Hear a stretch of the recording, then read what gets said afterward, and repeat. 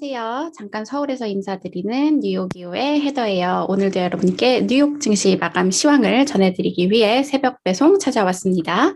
네, 오늘도 뉴욕 증시 3대 지수는 기술주 약세로 인해서 모두 다 하락을 했는데요. 장중에는 그래도 좀 괜찮나 싶더니 이제 후반으로 갈수록 기술주들이 약세로 또 전환을 했고 전반적인 지수가 하락을 했습니다. 숫자 먼저 살펴보시면요. 다우지수 0.78% 내렸고요. S&P 500 지수 0.85% 내렸고 나스닥 지수도 0.56% 하락을 했습니다. 네, 최근에 이렇게 증시가 특히 기술주가 계속해서 내리고 있는데요. 아무래도 이런 인플레이션에 대한 불안감 이런 것들이 작용을 하고 있는 것 같고요. 그래서 오늘 제가 이제 찾은 기사는 CNBC 설문조사 기사인데요. 과연 투자자들은 지금 증시에서 어떤 부분을 가장 걱정하고 있는지 CNBC 통해서 함께 살펴보실게요. 네, 제목부터 보시면 Inflation, not COVID is now the biggest tail risk for markets. 뱅크 오브 아메리카 설문조사에 따르면 이제 코로나가 아니라 인플레이션이 시장의 가장 큰 꼬리 위협이 되고 있다고 합니다. 자, 내용을 보시면 연준이 이제 계속해서 현재 가격 상승이 일시적이라고 말을 하고 있지만 전문 투자자들은 포트폴리오의 가장 큰 위협을 인플레이션이라고 보고 있다고 해요.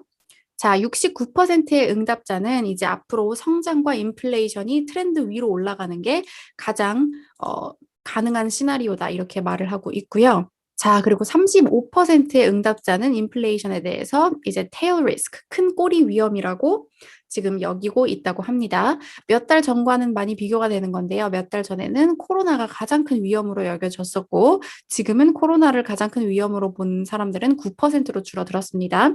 이제 두 번째 가장 큰 위험은 연준의 테이퍼 텐트럼에 따른 채권시장의 테이퍼 텐트럼, 그리고 자산 버블이 15%를 차지를 했네요. 자, 그리고 83%의 투자자들은 향후 12개월간 물가가 상승할 것으로 예상을 했고요. 이것 같은 경우에는 이제 뭐 한 달 전 조사보다는 10%포인트 낮지만 마이클 하넷 전문가는 still extremely high, 아직도 아주 높은 수준이다 이렇게 평가를 했습니다. 이제 제가 전해드린 것처럼 4월 CPI 4.2% 상승하면서 계속해서 증시의 물가에 대한 그런 불안감이 제시되고 있는 상태죠. 네, 근데 지금 연준 인사들 같은 경우에는 어느 정도의 물가는 경제 성장에 긍정적이다. 지금 이렇게 계속 얘기를 하고 있는 상황이고요. 어제 이제 또 라파엘 보스틱 총재, 뭐 물가는 건강한 경제의 신호라고 생각한다. 이렇게 말을 하고 있습니다. 하지만 뱅크 오브 아메리카 설문조사의 투자자들 같은 경우에는 자, rising inflation will force the Fed's hands more quickly. 이제 물가 상승이 연준의 손을 더 빠르게 움직이게 할 수밖에 없을 것으로 우려하고 있다고 하고요. 이제 전문가들은 첫 금리 인상 2022년 11월로 보고 있는데요. 2023년 1월보다 당겨진 거고요. 연준 같은 경우에는 계속해서 2023년까지는 금리 인상 없을 것이다. 이렇게 얘기를 하고 있습니다. 네, 시장의 가장 큰 우려, 인플레이션이라는 소식 전해드렸고, 이 밖의 소식을 살펴보시면, 이날 또 4월 신규 주택 착공 건수가 전월비 9.5% 감소한 것으로 나오면서 주택 관련 지표가 예상보다 상당히 부진하게 나왔습니다.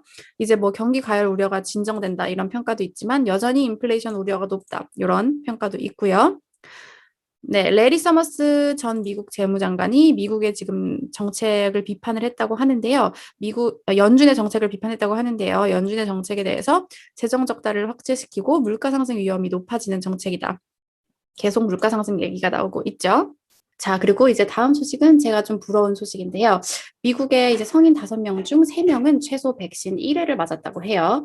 15개 주에서는 사망자가 0명이라고 합니다. 로셸 윌렌스키 미 CDC 국장이 기념비적인 날이다. 또 이렇게 말을 했다고 합니다. 백신이 빠르게 보급되니까 상황이 많이 괜찮아지고 있는 것 같아요.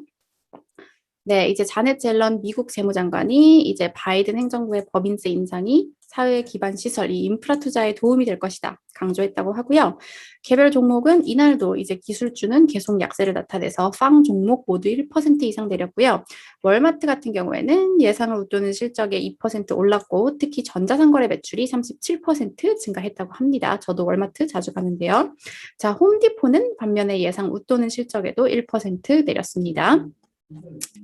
네, 그러면 이제 전문가들 오늘 증시 어떻게 평가했는지 마감 기사들을 통해서 살펴볼게요. 자, 뉴욕 라이프 인베스트먼트의 로렌 구드윈 이코노미스트, Growth may be peaking. 성장이 정점을 찍고 있을 수도 있다. 하지만 아직 이제 강세장을 꺾을 만한 그런 것은 아니다. 이렇게 말을 하면서도요. Data can stay at peak levels forever. 지표가 정점 수준에서 평생 머무를 순 없다. 그리고 이제 tailwinds from fiscal stimulus are likely to wind down. 재정 부양책으로 인한 훈풍은 줄어들 수밖에 없고 이것은 투자자들의 환경을 복잡하게 할 것이다. 역사는 경제가 둔화될 때 시장 수익률도 둔화되는 것을 가리키고 있다. 이렇게 말을 했고요.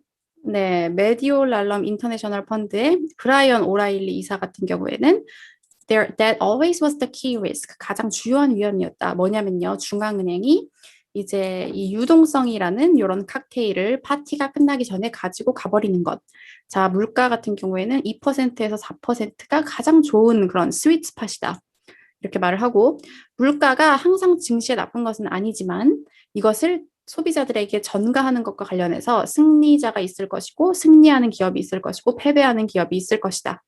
이렇게 평가를 했습니다. 네, 여러분 오늘 소식은 여기까지 전해드렸고요. 저는 내일 이 시간에 다시 찾아오도록 할게요. 여러분 내일 만나요.